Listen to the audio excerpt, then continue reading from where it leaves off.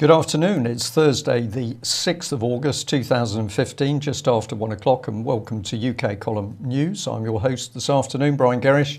With me in the studio behind the technical desk is Mike Robinson, and we're also going to be joined by live video link with Mike West from Bastion Radio.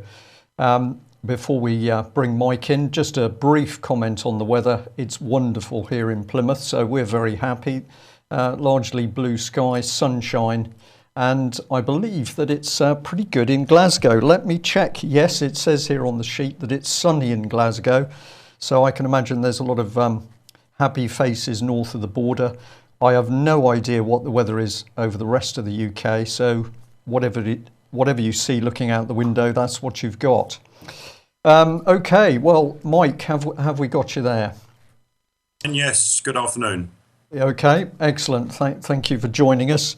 Well, Mike is going to start off with some comments on positive things. And as to be expected, of course, these major and very positive events are not happening in UK, where we've got other problems. Let's see what a country like Egypt can actually do. Well, yes, because Egypt has opened the second Suez Canal. So they raised $8 billion. Through what might be described as national credit. What they actually did was issued bonds at interest, admittedly, but they refused to allow any corporate or foreign interests to invest in those bonds. Only Egyptian citizens and only private Egyptian citizens could invest in these, and they were getting an interest rate which was significantly above what the banks were willing to pay. So what they were really attempting to do was to get Egyptian citizens to take their money out of the banks or from under their sofas or whatever it was and to invest in this project. And that's what they did. And so 1 year after the beginning of the project, they have a new canal, which of course is going to begin accepting shipping very soon. Now, as you can see here, Bloomberg very positive about that, and indeed Business Insider the same. And this seems to be the message right across the financial press, because they all seem to be pretty bitter that a so-called third world country is building productive infrastructure. And of course, in a sense, if we look at the amount of trade which is being shipped at the moment, it's at all-time low. So in a sense, they have a point, but nonetheless, the truth of the matter is that Egypt not only investing in this project, but they're also investing in greening desert valleys and so on. They are, of course, going to be relying on the BRICS infrastructure to generate the trade, which is going to be used for, that's going to make use of both Suez canals. So it really doesn't matter what the Western financial system thinks of this. They can present their bitter headlines as much as they like. The Egyptians, as and when the BRICS infrastructure, the BRICS mechanism starts getting to work, are going to do very well out of it. Thank you very much. And the rest of us continue to live in our bankrupt world. Quite remarkable, isn't it? There we've got Egypt showing what can be done when you've got a positive government that is simply using the real wealth of the nation. They get on with doing something which is positive, which is constructive. Meanwhile, here we are in David Cameron's Conservative Party Britain 2015, riddled with fraud, corruption, lies, propaganda, and of course, serious abuse of children. And Mike, I'll hand over to you on this one. We've got the BBC busy crowing that money has been withdrawn from Kids Company. And we've been very interested in this organisation for some time because whatever they have been doing, it appears that their life took a turn for the worst when they started to talk about paedophiles active around David Cameron's government. Can you tell us a bit more about what you're seeing with this one? Well, it was interesting to see Camilla Bat. I call her Camilla Bat because simply I can't pronounce her surname. It's a bit of a mouthful. But here we see her on the Victoria Derbyshire show this morning, all of a sudden making the revelation that she's had meetings with police with regards to senior politicians being involved in child sex abuse at a very high level. These revelations, she seems to be biting out now that the funding's been withdrawn after the last £3 million batch that she's just had, and the charity's now closed down. So it seems to me, if she knew and was aware of these events, certainly why aren't these being investigated? It seems to me now that she's biting out of those around her. Maybe there are some, I'm certainly not saying that there's no truth in the allegations that she's saying, but I find it rather suspicious that now's the time she's speaking out about it, and just wonder why. Well, maybe I can just add to that. We started to get a few sniffs of this case some months ago, and I believe I'm correct in saying that some members of the Metropolitan Police were particularly interested in that. Attention was turning on this lady after she put a list forward into the government, and on that list allegedly were names of people at high level who were involved in the abuse of children, and the sources close to the Met indicate that then things started to turn nasty for this lady. Why hasn't she said anything before? Well, maybe the list was a catalyst for her. She suddenly started to realise there was more to it. But we do see a number of people that constantly say, well, I did know at the time, but there was all sorts of reasons why I couldn't speak out. So on one hand, we could condemn her for that. On the other hand, we could say we've even got police now saying that when they were young police constables, they knew stuff was happening around children's home, but they didn't do anything about it. I think on a positive note, that where people are going in the right direction, we ought to be prepared to forget some things in the past, otherwise we can never move forward. And it was Bill Maloney himself who said that there should be an amnesty for some paedophiles if they would start to blow the whistle on how these rings work. And Bill Maloney's point was that, of course, many of the people involved had been blackmailed, bullied, or were abuse victims themselves. Mike, I think... No? Okay. So I don't know how you'd feel on that. I just wonder whether she got to the point where she felt she had to speak out. But my goodness, the government's going for her.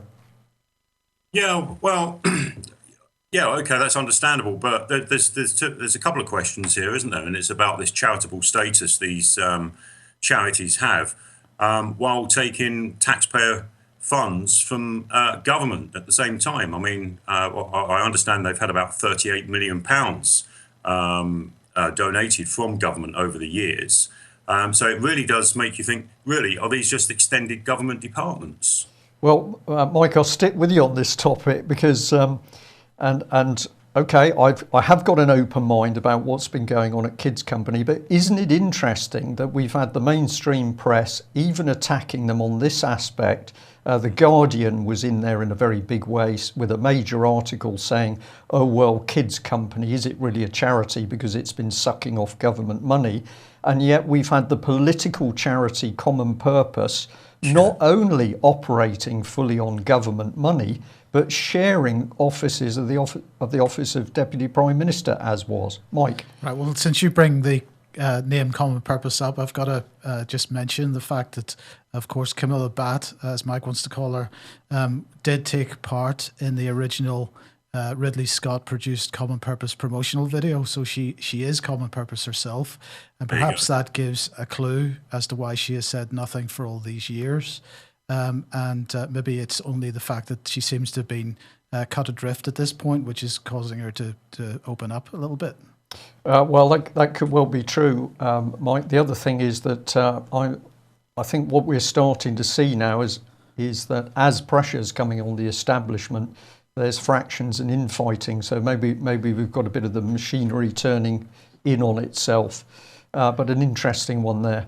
Well, let's move on, because whilst Britain is not building canals or dealing with hospitals or really looking after the health and wealth of the nation, what we're into is a government that's very keen to protect anybody against allegations of paedophilia. Now, this is an article of a little while ago where the Guardian was commenting on the Lord Janner case.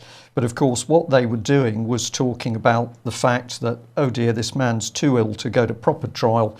It's going to be a trial of facts. So there can be no verdict of guilty and the court cannot pass sentence. Now, I've put a subheader in there, mainstream press gears up to protect Janner. Because have a look at this. This is ITV going very big on a man who was clearly a paedophile, but oh dear, no, we can't put him through a trial, so he's going to have to go through a trial of facts.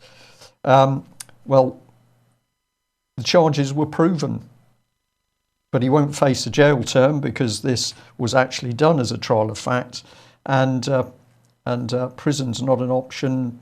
He's got dementia, so 21 charges against him, and the victim absolutely wrecked, but he's put through a trial of facts, and now we've got, in my view, ITV nudging the public to accept that we're going to see a number of trials of facts for paedophiles, and of course they're going to go off scot-free. Mike, I might be being a bit cynical here. Not at all. I don't think so. It was exposed a couple of months ago, wasn't it, that if you're a pleb suffering from dementia and accused of historical sex abuse, that you can still be tried in your absence. And there is a case, and the name doesn't come to me right now, but this was exposed a couple of months ago, just as this was all kicking off with Janner, about he's still attending House of Lords, but not being fit for purpose when it comes to facing a trial. So there is a two-tier level system here. I think this is all part of normalising the paedophilia label and trying to make it sound like it's an illness at best, and it can be treated by these people. And I just think this is all part of that, narrative, as it were, because let's face it, I think there's a lot more to come out yet, and we can see the establishment just closing in and protecting themselves at this very moment, and it does question whether there is any justice in this country at all. Yeah. Well, on the subject of the information coming out, it's been very apparent to us, of course, that we're already seeing this spin being put out by the mainstream media. The BBC, of course, top of the list. Their reports on Ted Heath ending, well, of course, all of his trusts say this man is totally innocent and it's outrageous that anybody should suspect him. So we clearly need to go elsewhere for our information. And I just thought today we'd take a selection of information off good sources from the internet. Now, apologies to the owner of this site if I'm pronouncing it wrong. I've always called it Angifan, and I'll stick with that. But I'd encourage people to go to this blog spot because they have a really excellent article talking about Heath and the cover-up of paedophile rings within the British government. And clearly this is the state of play. We have a criminal parliament. It's criminal in a banking and monetary sense. It's criminal in ideology. And these people are involved in child abuse and they're protecting child abusers. Have a look at this article, a lot of detail in it. I've just taken a taster, but do go to the actual website. This is talking about a gentleman called Keith O'Dowd. Back in 1976, he said he discovered 5 colour photographs in the jewel box of a lady called Rita Lambert. He was sharing a flat with her in Woolwich, London, and Heath was said to have been in 2 of the photographs, and the detective sergeant in 3 of them. Children were involved in this. So this is some of the material that was reported in the national press at the time, and then it's all gently drifted to one side and it disappears. So Angifan recommended particularly this article. This one, unusual, has got some unusual information on the overall site, but a particularly good coverage again on Heath. And this time it's linking it into wider issues around Jimmy Savile, etc., and Margaret Thatcher we can see here. But the headline there says it all. There's no doubt whatsoever that British intelligence services, particularly MI5 and MI6, would have known about all of this. I fully support that statement. There is no question that with a massive spying apparatus that the British state has amassed since the early 50s, there can be no doubt the state was well aware of what was going on, and therefore we have the very services we, the public, pay to protect us involved in the cover-up of paedophiles operating at the heart of British government. Mike, if you just pop that one back, if you can, thank you very much. We've just got this little excerpt here. It says the cover-up virtually knows no limits. When known paedophile Thomas Hamilton went into Dunblane Primary School in Scotland and shot dead 16 children, the Scottish judge Lord Cullen declared that a number of vital documents relating to the case should be locked away for 100 years. This being apparently to protect the victims and their family, but what the article is saying, no, this is to protect what was going on around the procuring and abuse of children. And also give you this one, and then we'll bring Mike in. We've got Kathy Fox blog, another excellent analysis of Heath's activities.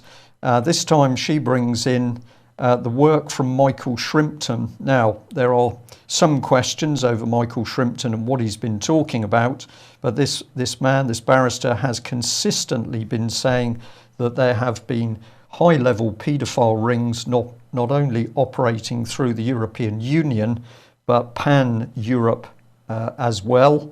And in his book Spy Hunter, I think this is something like page 686 or 680, you can read details of this, and significantly he's drawing in the fact that German intelligence was involved in this circle in order to blackmail people such as Ted Heath.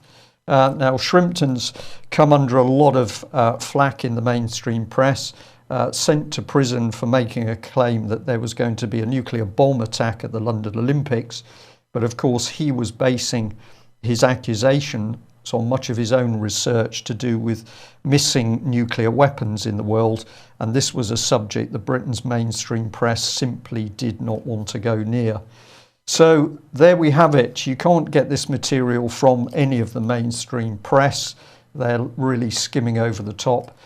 Get online, do your own research, and I've given you a good start there with some of those articles. But Mike, unfortunately, we weren't able to get these across to you before the programme. But what's your feeling about Ted Heath and the accusations? If we can go back to Michael Shrimpton, if I understand rightly, wasn't he also arrested on sort of gay child porn images found on a USB stick that had been swapped whilst he was in transit from somewhere? I think they tried to stitch him up with that because he was at the point of disclosing certainly what was going on at Hope Le Gueren in Jersey with the children's home there. So it's the same old pattern, isn't it? Anyone that feels like they're going to they're going to expose or whistleblow on the senior politicians, they find, or they go out their way to stitch them up. So I think there's a massive stitch up here with Michael Shrimpton, and any means to get him into prison seems to be the flavour of the day, to try and stop him from talking out about these, because he has expressively spoke about Ted Heath and his trips on the Morning Cloud to Jersey, taking kids on trips there. And if I understand rightly, one kid was thrown overboard or died. Well, that's the inference, that children were taken over to Jersey. They were taken out to be abused on board Morning Cloud and I believe other vessels, and it's reported that some of those children never returned. So the inference is that they were thrown overboard. This is very, very dark, heavy stuff, and we know, of course, many people just find this impossible to believe, that people would be involved in the murder of children. You mentioned Dunblane as well, Brian. I think that goes back to 95, 96. I think with the position that we're in at this very moment, with CSA being exposed, the dam's cracked quite clearly. I think whatever notice was put on that, so that we can't hear that story for 75 or 100 years, whatever it is left on it, that needs to be re-looked at, because there's quite clearly a higher level paedophile ring involved in that case as well in Dunblane. This wasn't just about disarming the UK. There's a lot behind that story that should come out now, and I think that should be revisited and part of the CSA inquiry as well, because that will expose a lot of high-level people that were involved in that Dunblane. Yes. Well, totally agree. Perhaps we can do a bit of work on Dunblane. A lot of good material out there. Perhaps we can help bring that forward. Well, let's continue the theme, but just remind the public, of course, that recently we had the trial of Ben Fellows. Ben Fellows had made accusations against Tory grandee Ken Clarke. Ben found not guilty of perverting the course of justice. But of course, the establishment has been very keen to suppress information about that trial. As we pointed out, very little reporting as the trial proceeded. The press had labelled Ben a fantasist on day one. They didn't then report, and it was almost that they were shocked when he was found not guilty. But if you want to get back to the start of some of Ben Fellows' exposure of what was happening around him, then have a look at 21st Century Wire. This was part of Patrick Henningson's original report back in October 2012. And of course, some parts of this story, Patrick was ordered to take down by Ken Clarke himself. So a very interesting situation now that Ben was found not guilty of perverting the course of justice. A number of questions to ask. And there will be later today, I hope, a new article up on the UK Column website talking about the Ben Fellows case and details of the trial, kindly provided by Mr. Roper. So if you're watching, Mr. Roper, thank you very much for all the work you did. That will be up and available shortly. Well, where does that take us? I think we better head to another trouble spot in the world, which is MH370. Yes, all the mainstream media, all of them, talking about the Malaysian Prime Minister's comments, speech yesterday regarding this part of this aircraft which was sent to France. And this is an example from The Independent. If we just look at the next one, Brian, this is another example from Reuters. Malaysia says matches prove wing part is from missing flight MH370. And in fact, and another example of it, here's the full statement from the Malaysian Prime Minister. So they're all publishing the full statement, all really reinforcing in everybody's mind that these parts are from that aircraft. But if we actually look at the live feed that was on The Guardian yesterday, and just highlight a part of it, in fact, the French authorities who have been looking at this flaperon cannot say that this belonged to MH370. So the media absolutely reinforcing to everybody that this was a part of MH370. The French authorities have not been able to say that, and all they have said is that they suppose or they presume, depending on the translation, that was the case. That is not being reported widely at all. The live stream from The Guardian here did report it because it's unedited, as it were, or uncensored, perhaps might be a better word, but the other mainstream articles not commenting on this at all. So on the other hand, they are now magically starting to find more pieces. Apparently a window has now been discovered, but again, we don't know what aircraft that's from, and I suppose if you lose one, you can lose two. But at the moment, no evidence as yet as to which aircraft this has come from. Yeah, Mike, I don't know how well up on MH370 you are, but if we just look at these reports, there seems to be conflict in the story, so something's wrong. Well, but the first question I asked for, how long ago did MH370 crash? It's over a year ago, as far as I'm concerned. And the flaperon that they've allegedly found is a hollow unit with some mechanical parts in it. Now, that would have sunk to the seabed. How that's emerged, I do not know, even if you look at the tidal flows around that area. One thing's for sure, Diego Garcia is within that vicinity. And I've always been a strong believer when that aircraft first went missing, that ended up in Diego Garcia. You just had to look at the aircraft itinerary and the reason for that. Well, Mike, just before you say any more, I mean, part of the coverage today is the fact that the families are absolutely up in arms about this.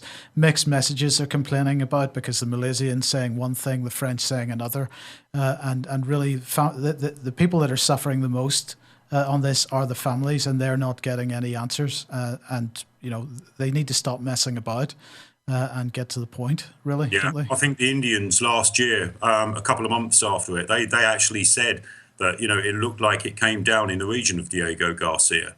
That story was quickly hushed up. I think on Wayback Machine you can still pull that story up. I've certainly got it screen captured. I think Malaysia actually agreed with the Indians. They're playing it very coy at the moment, but I do believe they know what happened to that aircraft. Yeah. Okay, well, if we're to get the truth out there, clearly we need more than mainstream press and media. And the UK column has been warning that there's a significant event happening in Plymouth at the moment. That's due to take place tomorrow. Plymouth City Council is desperate to close down an alternative news site called Our Place, Our Base.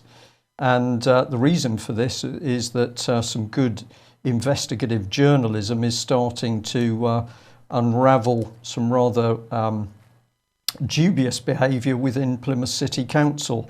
So what is the council's reaction to this? Well, it's to close down the website, and the owners of that website are due in Plymouth Magistrates Court at 2:00 tomorrow. If there's anybody down in the southwest or who can travel from further afield, this is a very, very significant case, because if Plymouth City Council is able to hide misdeeds within the council by simply shutting down free speech, Plymouth City Council will be leading the charge for state control of free speech, whether it's press, video or on the internet. So Plymouth Magistrates Court there at 2:00 tomorrow to give your support and indeed to hear what takes place in the case itself. Mike, this is there's a little bit of chat in our chat box at the moment, and a couple of individuals have said, well, we're covering stuff that's well known. I am going to mention what they would like me to mention in a minute, but actually this local case with OPOB, in my book, is one of the most important things going on at the moment, because the precedent, if Plymouth City Council pushes through this precedence, which is essentially to cover up wrongdoing within the council, then any other local authority, council, whatever it is, has the possibility to shut down free speech on the internet if people get too close to the truth. This is unbelievably dangerous.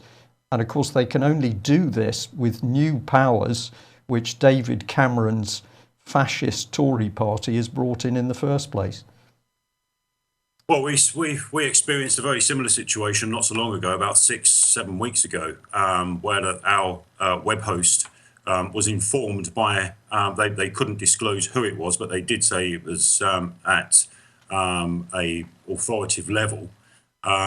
Just on the basis of a word and an email, they got our site closed down. And it wasn't until I raised it with the hosting company in Texas in America and said, well, can you show us the court order that got us closed down? And they said, there isn't one. So I escalated it. And luckily, there was a manager with good sense in there that said, well, as far as I'm concerned, if there's no legal authority to this, then as far as I'm concerned, your website goes back up. And luckily, they put it back up within 24 hours. So we do have I'm not sure whether it's a local authority in our case, but they do seem to be acting just as the police. And I'm a firm believer that this is all the beyond authority rhetoric and common purpose instilled in these departments, that they do actually think, well, they're our rulers now. Your local authority, they don't serve you, you serve them. And if they're not happy with what you're serving up, they'll get you shut down. I think it's as simple as that now, Brian. And I think this trend has allowed to be happened. We've allowed it to happen because we've remained mute on how we're treated by our local authorities. And yeah, I'm certainly interested in that case. And luckily tomorrow I've got a cancellation on the job I was meant to do, so I might just turn up to that. Okay, well, that would be excellent. And the other thing I will add, of course, is hand in glove with the action by the council. We now have the situation that police are embedded within the council itself. So we're seeing documents not just on Plymouth City Council headed note paper, but they have the logo of Plymouth City Council. Then they've got police logo, and the two are sharing offices. This is also taking place in Nottingham and other areas across the country. So what we've done, what David Cameron's Tory party has done, is removed the separation of powers, police and local authorities, hand in glove. And of course, if something is going on like the abuse of children and you need to cover it up, no problem, because the police don't act for truth and justice. They act on the instructions of the local council. I think we probably need to do a special on that one subject, but we'll move on at the moment. And Mike, you've got some information here about Tunisia. Yes, so interesting development yesterday, because the British and the French, but particularly the British, absolutely being accused by the Tunisian Prime Minister of being the cause of the recent Tunisian attacks. He said, "We're against all military intervention in Libya. We consider that the current situation is the result of the 2011 intervention, which created chaos." And he's absolutely making the point that we have made on many occasions, that Libya, while you might not have liked Gaddafi terribly much, Libya was a functioning nation state. It's no longer a functioning nation state, and we're seeing the results of it. So interesting comments from the Prime Minister of Tunisia. Well, as always, it was a coincidence that you had come across this one this morning. I'm preparing parts of the news, and somebody had sent in an email saying, "Brian, have you seen this particular report on Activist Post?" which I hadn't. The headline was "British SAS Special Forces dressed up as ISIS rebels fighting Assad in Syria." And it said in the text there, more than 120 members belonging to the elite regiment are currently in the war-torn country, covertly dressed in black and flying ISIS flags. To which I want to ask a question. Did Parliament vote to put troops into Syria? Did any of the British public vote for this operation, apparently called Shader? Well, I went to the source, which is the Express. It's mentioned in the Activist Post. This was the article, "SAS dress as ISIS fighters in undercover war on jihadis." And if you think this through, we are seeing David Cameron's Conservative government now simply acting out of control. Mike, I'll pick up on your term. I'll say acting beyond authority, because David Cameron lost the parliamentary vote to bomb Syria, to attack Syria. What he's now doing is using special forces as his private army to attack Assad. And this is all pre-planned. This is part of the article. British special forces are mounting hit-and-run raids against Islamic State deep inside eastern Syria, dressed as insurgent fighters. It then goes on to say it comes just days after David Cameron gave carte blanche for the SAS and SBS to target ISIS leaders as part of the government's broad spectrum response to the murder of 30 British tourists by ISIS gunmen in the Tunisian beach resort of, is that Sousse? Is that the correct pronunciation? I'm going to just highlight here our comment, but wait a minute, the Tunisian killings were back in June, and what this newspaper reports is that in March 2015, Defence Secretary Michael Fallon was meeting with US military commanders in Kuwait. UK Deputy Commander Major General Bob Bruce was also there, but this is in Kuwait, and in these talks the UK says it's going to contribute to a US-led programme to train the Syrian moderate opposition. Well, clearly putting troops into Syria is nothing to do with training. It's actually putting troops in. So if we remind ourselves, we have a vote in Parliament about military action in Syria. Cameron loses it. What does he do? Well, he's apparently used Tunisia to say, well, we've had a Cobra meeting. We've got to counter terrorism wherever it is, whether it's in Syria or Iraq or anywhere else in the world, and we are going to do it. So he's not interested what the vote is in Parliament. He's prepared to put the troops straight in on the ground, boots on the ground, and then what have we effectively got? Parliament says no to war. David Cameron simply says yes, he's going to do it. And I'll reinforce the point with this wonderful photograph, because essentially David Cameron is giving the British public the finger and saying, well, I'm going to attack Assad and Syria anyway. This man is out of control, Mike. I think if you look at the Conservative Party as a human entity, it'd be sectioned under the Mental Health Act. I think they're totally out of control. The only person that's making any sort of form of sense at the moment and is gradually getting a grip on this and exposing what's going on is Putin. We had Putin yesterday have a meeting with the Turkish ambassador, lambasting him, telling him about President Erdogan, calling him he's ISIS troops. They're saying that he's ISIS troops. So, the Russians certainly know what's going on. Cameron, he's a loose cannon. The problems in Tunisia directly created by the problems in Libya, as we know. Libya is an absolute mess. As usual, whatever we touch and the US touch, we destroy the regime. And it seems to me now the last person that may be able to expose this has just now suffered a death sentence, and that's Saeed Gaddafi. I think he'd certainly have a lot of information about the Blair regime and the goings-on between Blair and Gaddafi. The whole thing's a mess. It really is a mess, and it is. I can't describe it, Brian. It's they're striking out. Like I say, an injured dog, and they're biting out in all directions, and it's just so much mayhem. The mayhem's by design, just to keep us totally confused as to what's going on. Well, Mike, I know when you get to the point you almost don't know what to say, because once you see this stuff going on, it is so obvious. Are these people mentally ill? Is the British government mentally ill? Well, there were rumours, of course, that Putin considered the British government as a body to be mentally ill, and he was saying to his own ministers, how can we form foreign policy with against or in connection with a nation who's being led by a government which is mentally ill? Certainly they're low empathy people. If we haven't got the professional ability to classify them as psychopaths, we can say these people are clearly severe low empathy people. And where are they going to take us if we're not careful? Well, it's probably this, Mike. Yes, it is the 70th anniversary of the bombing of Japan with atomic weapons.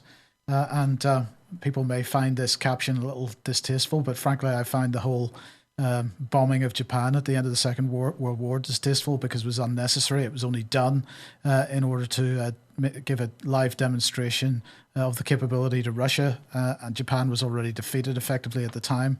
So there's no need for it at all.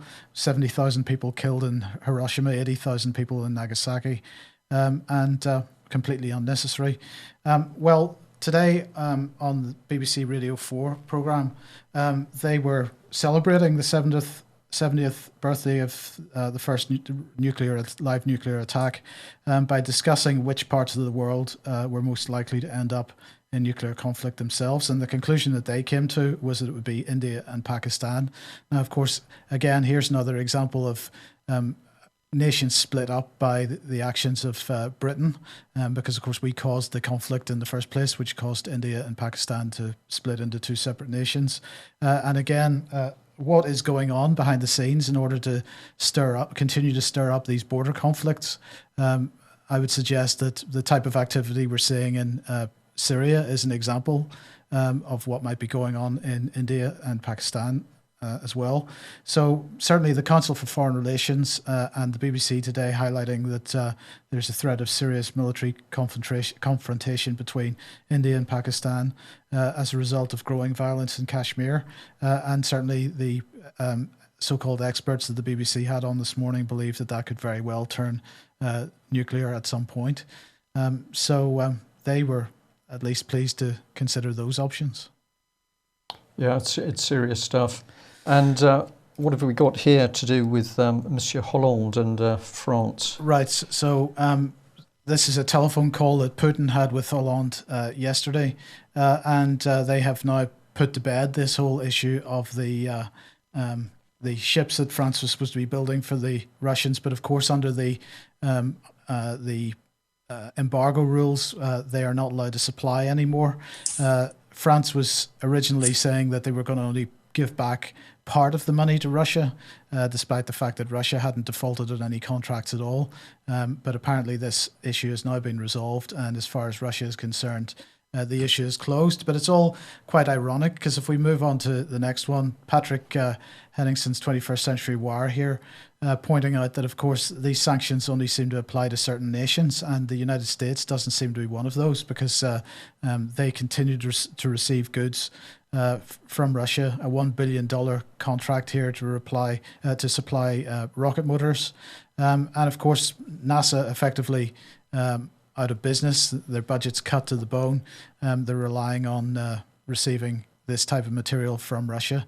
But there are no sanctions applied when the United States is in the frame. It's only other types of countries, other smaller nations that have to actually impose these sanctions and suffer as a result. Yeah, it's just astounding, isn't it? What's going on across the board at the moment? There's what we're all told is happening politically, and then we see other things. I think you've still got another slide here to do. I do, yes. It's a little bit frightening. Well, actually, it's pretty positive. Another piece of positive news. That's 2-in-1 news show, Brian. I don't know what we're going to do about it, but Jeremy Corbyn suggesting that Tony Blair should stand trial for the Iraq War, which I think is a pretty brave thing to say, bearing in mind a fair proportion of the Labour Party supporters of Tony Blair. Nonetheless, that's what he's calling for. He was speaking on Newsnight, and he said that Blair should confess for any plans that he made with George W. Bush to invade Iraq in 2003. And he said that if Blair remains silent, the publication of the Chilcot Report. Of course, this all is dependent on the publication of the Chilcot Report. He said the publication of the Chilcot Report would force Blair's hand. He called the Iraq War an illegal war, and he said that he was confident about that.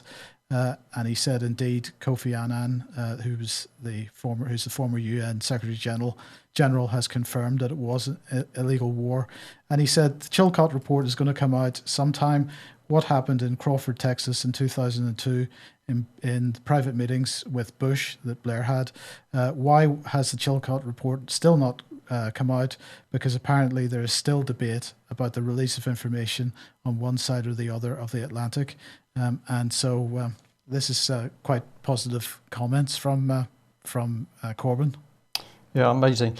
Mike, we're just watching time. We're coming down to 2 minutes. If you've got any quick comments you want to make on that, on those items from Mike.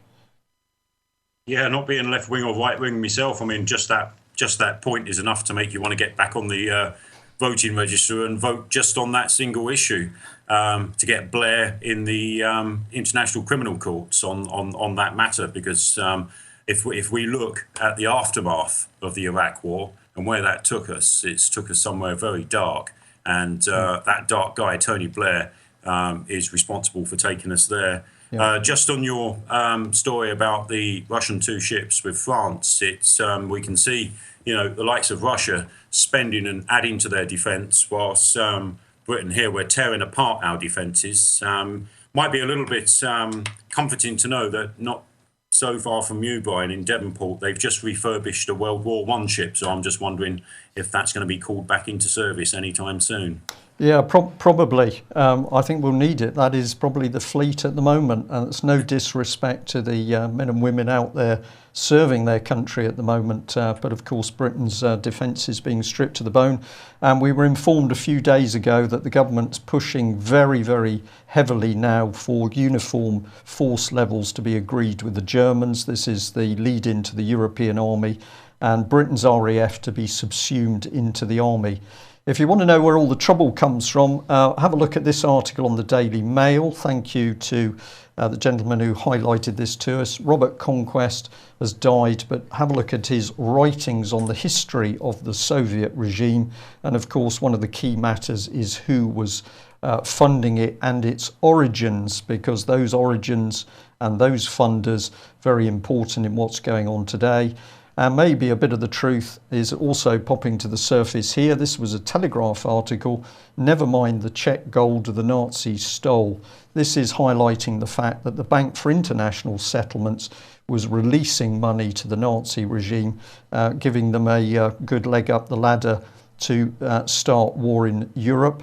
But of course, in the history of this bank, we're starting to look at the corrupt history of the international banking system itself. Well, we will end there. Mike, thank you very much for joining us. Delighted to have you back on in the future. Thanks, Brian. Thank you. And I'll just say to those people who are interested in the Hampstead case in London, I'd just like to state on camera that I have full confidence in the information that's been put forward by the Hampstead mother, Ella, and her partner, Abraham. The story is correct. And of course, what we've seen going on through the family courts is another government orchestrated cover-up. The testimony of those two children, who can challenge that? Coached? Of course not. Withdrawn their statements? Of course not. However, if I am to comment on the latest video that's been posted, first of all, I would like to know who posted the video, because of course it's been posted anonymously. So I don't answer to anonymous people. Once it's established who the video was posted by, I will be delighted to comment more fully, but be under no illusions, despite any statements by the parents in the Hampstead case. I fully support them, their testimony, the testimony of the children, and the validity of that case. That's my answer for today. We'll see whether the anonymous person has the courage to stand forward and be identified. Thanks very much for joining us, and remember, if you can get to the Magistrates Court in Plymouth tomorrow at 2 p.m, a very, very important case. Thanks for joining us. Bye-bye.